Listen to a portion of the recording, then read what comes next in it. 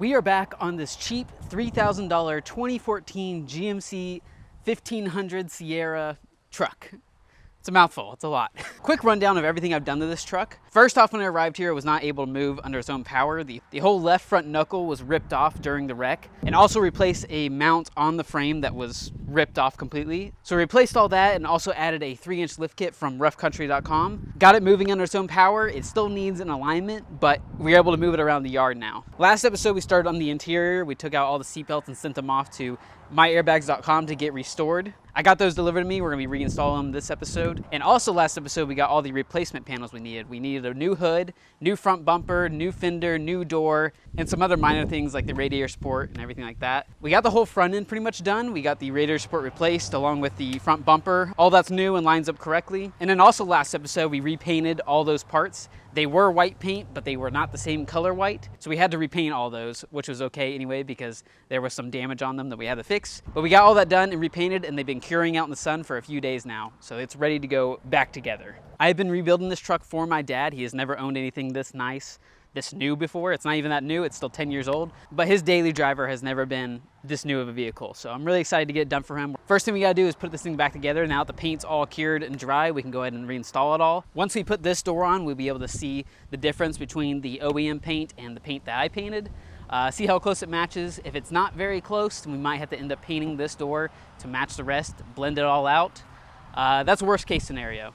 And it's really not that big of a deal if we end up having to do that. But we need to install all this, so that is what we're gonna do right now. Get this door put back together because it looks like it's about to rain. Yeah, let's get to it.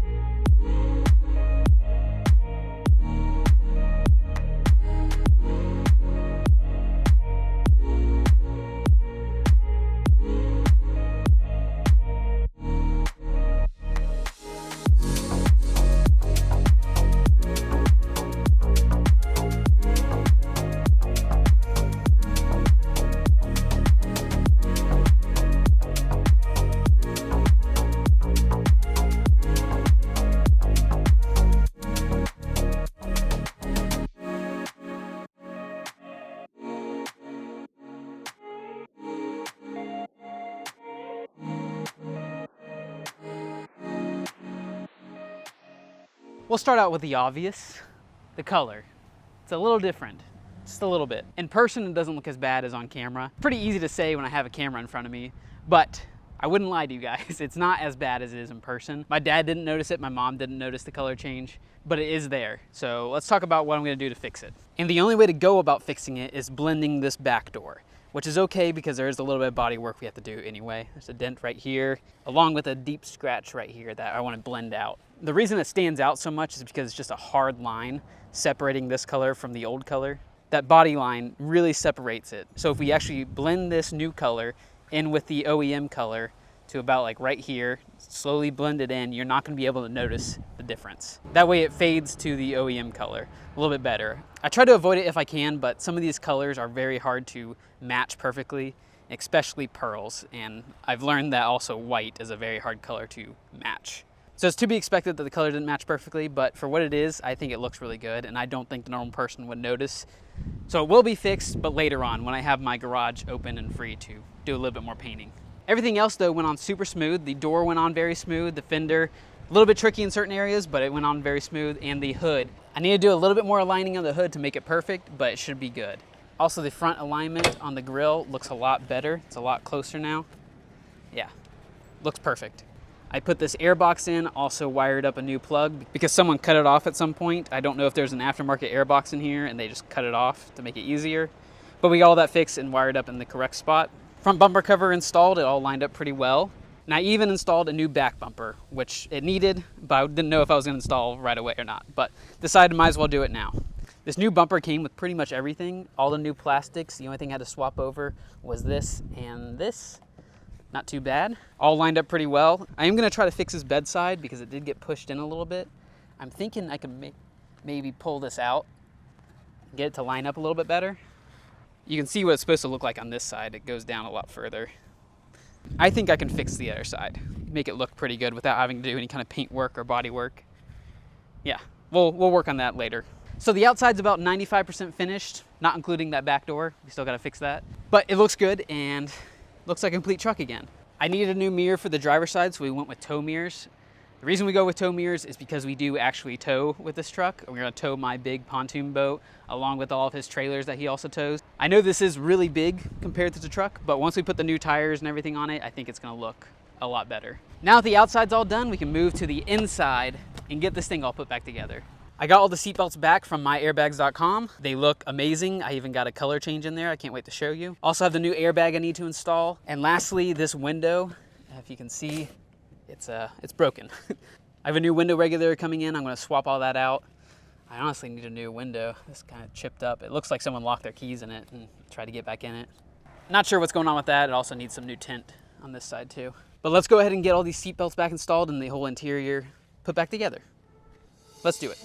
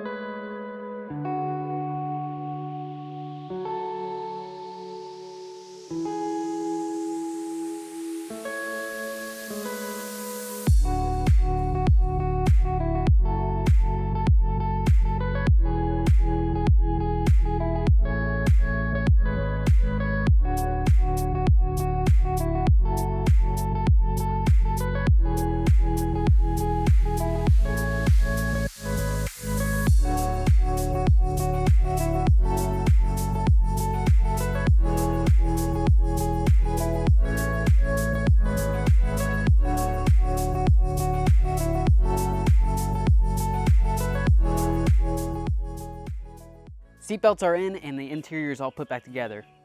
Let me show you. Oh yeah, these look so cool. They look awesome. After the wreck, the front seatbelts got locked up, so I had to send these off to get repaired. That always happens after a wreck. Your seatbelts get locked up and you have to either replace them or send them off to get repaired. I always send mine off to myairbags.com. They get them repaired quickly and they send them back off the same day, so I usually get them within a couple days. But this time I decided to go for a color change because that's something they offer. There's so many different colors and designs they offer on their website. You can check it out there. It's a very affordable thing to do, especially if you have some old seatbelts that are stained and cut up, or maybe they got damaged in the wreck. It's a very cool and easy upgrade to do. Just send them right off and they'll get back to you within a week. Also in the wreck, the passenger side seat plastic right here got damaged. The seatbelt locked up so hard that it actually cracked this whole plastic thing. That was bothering me a lot. I don't think my dad would have ever noticed it, but I ended up replacing that and getting it all fixed out. Also replaced the airbag with a new used one, and I got the control module back to me that had to be reset. You have to reset these after a wreck too, to clear all those crash codes. Let me hop in the car and start it up for you guys so you can see that there's no codes anymore besides just some little stuff. See, airbag lights off, engine lights off, we're good to go. Only light right now is for the tire pressure, and I think I have to reset that because I replaced that rim. I still need to clean up the interior. There's a bunch of dirt everywhere, and I also want to remove all those stickers and decals everywhere. I also noticed that the radio is being a little weird. The backup camera is terrible quality, and I can't get any radio stations. It's all fuzzy. I don't know what's going on with that, and we'll have to look into it to hopefully fix it. Now that we got the interior all complete, all the dash lights are gone, we can start getting this thing ready to drive. It needs new tires, definitely needs that, and it also really needs an alignment. I'm gonna try to do a little bit of alignment here just so I can be able to drive it to a shop to get it professionally done. But I do actually have new machines that we can get these tires changed out and balanced. Haven't done it before, so we'll see how it goes. We'll see.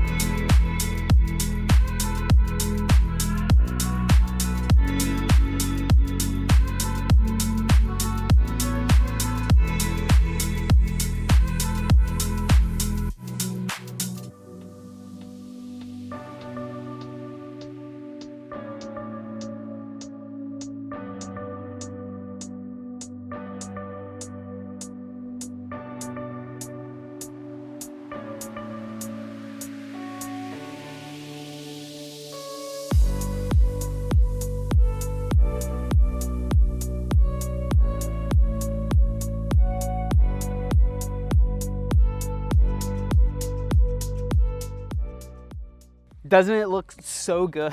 It looks so good. Once we get that back door all blended out, it's gonna look perfect. First thing you may notice, it is sitting up a bit higher now, and that is because I switched from 33s to 35-inch tires. These tires aren't brand new by any means, but they are in really good shape. Didn't go with brand new because I didn't know if 35s are gonna fit without rubbing, and they do actually rub a little bit. Not a whole lot. I think I can make it work, but I do need to do some kind of work down there to keep it from rubbing. Right down here, you can see it's starting to tear into the plastic a little bit. It's not a whole lot. Might have to cut a little bit, but hoping to avoid that.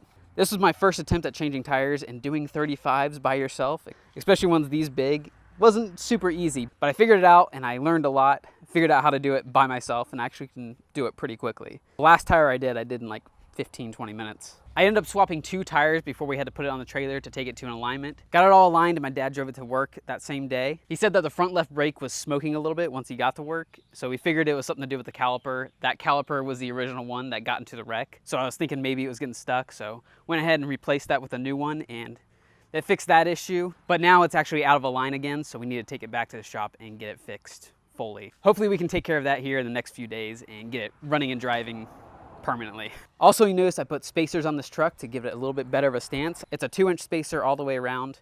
It just gives this truck a whole new look. Super mean, super aggressive. I love it. But after installing the lift and the bigger tires, we have a new issue. It's a pretty big step up into here now. I'm not very tall. My dad's maybe an inch or 2 taller than me. So that is something that we need to address also in the next episode. So this truck is almost done, just a little bit more we need to do to it to get it fully ready. And I also have a few extra things I want to install that my dad doesn't fully know about yet, so we're gonna get to that in the next episode. Also in the next episode, we're gonna take care of this paint problem. Even if we have to paint the whole truck, we're gonna get it looking right. Thank you guys so much for watching my videos, liking and commenting below. Really helps my channel out and helps grow the audience, so thank you so much for that. If you guys have an Instagram, and you want to follow me there, you can see what's going on behind the scenes and what I'm working on in that current week. You can check me out there if you want to. If not, I will catch you guys in the next episode, finishing this thing up. Get it all done. Thank you all again.